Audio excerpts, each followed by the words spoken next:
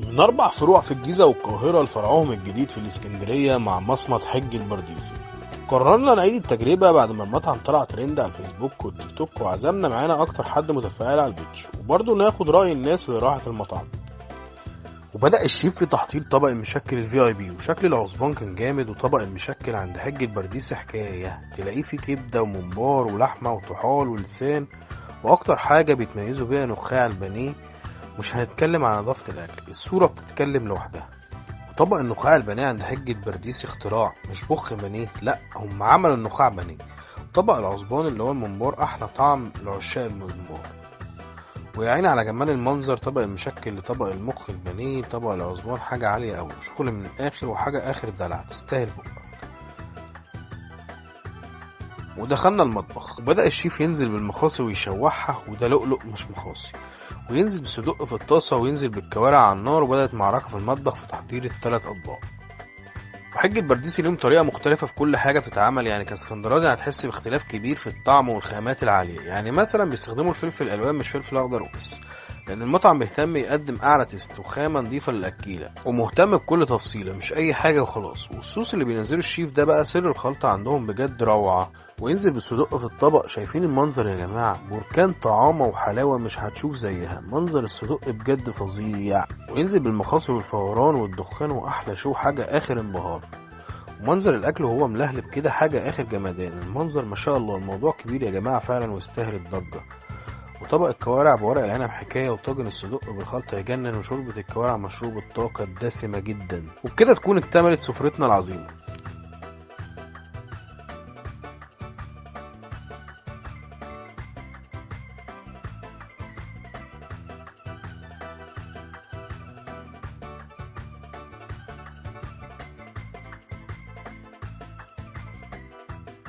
اتكلمنا بقى مع استاذ اسامه مسؤول المطعم عشان يشرح لنا كل حاجه بالتفصيل. العين بتاكل قبل. طبعا اكيد طبعا، وده شغلنا يعني الطبيعي، ما فيش اي جديد فيه، هو ده نفس الشغل بتاعنا الطبيعي. يعني الزبون، يعني الزبون هيجي لك، العميل اللي هيجي لك تبعنا وشاف الفيديو هيلاقي نفس الكلام هو نفسه. وفي كمان انا العملاء عندي بتيجي ليا زباين وكده، لما بتيجي بينزل لها يعني نفس الستايل كده، ما فيش اي تغيير، هي دي السفره الطبيعيه جدا بتاعتي، وهو ده الشغل بتاعي الطبيعي. تمام يا استاذ سامي. عايز حضرتك بقى تشرح لنا بقى ايه، انت خبره اكتر مننا، تشرح لنا ايه كل صنف. ماشي تمام. تمام. هو اللي عليه اختلاف، يعني انا 90% من العملاء بتوعي بيسالوني المشكل عباره عن ايه. ده طبق المشكل عباره عن كبده، قلب، ممبار، لحمه، لسان، فشه، طحال، نخاع، وكفته متبول، بس يعني مش موجوده النهارده الكفته، معلش. ده مكونات، ده النخاع، ده اللي عليه جدل هنا في اسكندريه. ده النخاع تبع مكونات المشكل، وبرده فيه نخاع، طبق نخاع هنا لوحده. ده بديل المخ، يعني انا في عملاء كتير بتسالني عندك نخاع، بقول لهم في عندك مخ، بيقول لهم في نخاع بديل للمخ، جربوا على مسؤوليه. صراحه رحت كذا مكان النخاع دوت بالشكل ده، او النخاع اصلا مش موجود في اسكندريه. بالظبط كده اهو، بالظبط كده. فانا حتى العملاء اللي عندي لما بيجرب النخاع بديل المخ بصراحه بيشكروا فيه جدا، وعليه شغل وعليه ضغط. عندي بديل المخ، يعني موجود بديل للمخ، وبصراحه يعني من الاياتم اللي شغاله كويس جدا عندي. الله يشرح لنا برضه بقيه. تمام. ده طبعا كوارع بورق العنب. تمام. كوارع متحمره في صوص طماطم، ومعاها ورق العنب، بيبقى راق وراق زي ما حضرتك شايف كده في الطاوله. ده المخاصي. دي عندنا المخاصي معموله بطريقه لحمه طبعا. تمام. البصل وفلفل الوان والتوابل بتاعتها مع المخاصي. ده طبعا عندنا السجق برضه بيطلع سكرينه بنفس الشكل كده، نفس الجرناتيره بتاعته. في اغلب الاماكن السجق تشوفه بيكش بعد ما ده، ليه ما بيكشش؟ لا هو لا ما حقنينيش ولا حاجه، بس دي بقى كل مكان وليه. يعني احنا عندنا مثلا كل فروعنا اللي في الجيزه هتروح تلاقي نفس الكواليتي عندي، هو نفس الكواليتي بتاع اسكندريه، ما تلاقيش اي اختلاف. هتاكل في اي مكان من فروعنا في الجيزه وهتيجي تاكل هنا يعني نفس الكواليتي بالظبط، نفس التيست كده. القاهره والجيزه رقم واحد في المصايب. طبعا، ودينا احنا جينا اسكندريه هنا عشان نعمل الضجه بقى بتاعتنا. تعمل العكاوي دي وش برضه الناس دي مكونه من ايه؟ الناس مش عارفه يعني ايه العكاوي، تسمع اسم العكاوي بس مش عارفه هو ايه. هي دي لحمه بصل. العكاوي احنا عملنا دي لحمه بصل، هي بتبقى لحمه حمراء، لحمه موزه برضه، معموله بنفس طريقه العكاوي، البراون صوص بتاعها والفلفل الالوان والبصل. يعني دي لحمه بصل مش عكاوي؟ ايوه بالظبط كده، دي لحمه بصل مش عكاوي. العكاوي بتبقى عباره عن الديل، هي حته مميزه، وفي ناس كيفه عكاوي جدا يعني، ولها طلب برضو عندنا، بس للاسف ده اللي الشيف ما جهزهاش يعني، فمعلش. ده طبعا الممبار او بالاسكندراني العصبان. ده العصبان لوحده. الليبيين برضه، الليبيين بيقولوا عليه عصبان برضه. ايوه، لا احنا كهرباء. شوربه العصبان، الليبيين بيعملوا عليه شوربه عصبان. شوربه عصبان؟ بيعملوا عليه شوربه. هو في شوربه الكوارع، شوربه عكاوي، بس شوربه العصبان دي لانه جديده بقى. ايوه بقى قدام يا مسهل، على الله على الله.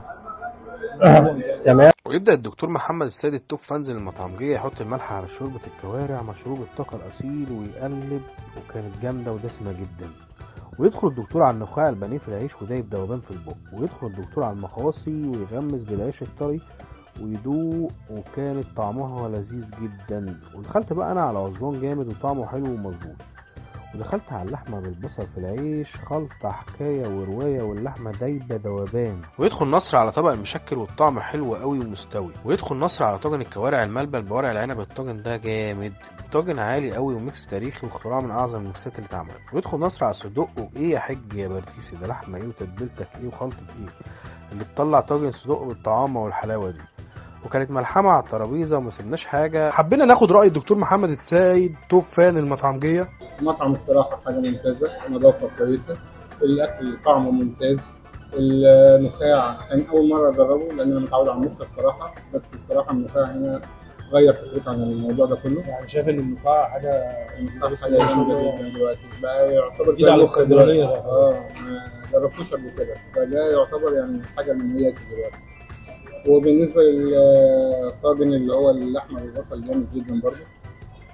بالنسبه اللي هو الكوارع بالورق العنب جميله برضه. جوده الاكل كويسه جدا، والاكل يعني التتبيله بتاعته كويسه جدا، والسوا بتاعه يعني مستوي، اللي هو السوا اللي ما يخليش الناس ترجع منه، وفي نفس الوقت اللي يحببك اكتر ان انت تزود في الاكل. في اي تعليق عندك مثلا، حاجه ما عجبتكش او حاجه؟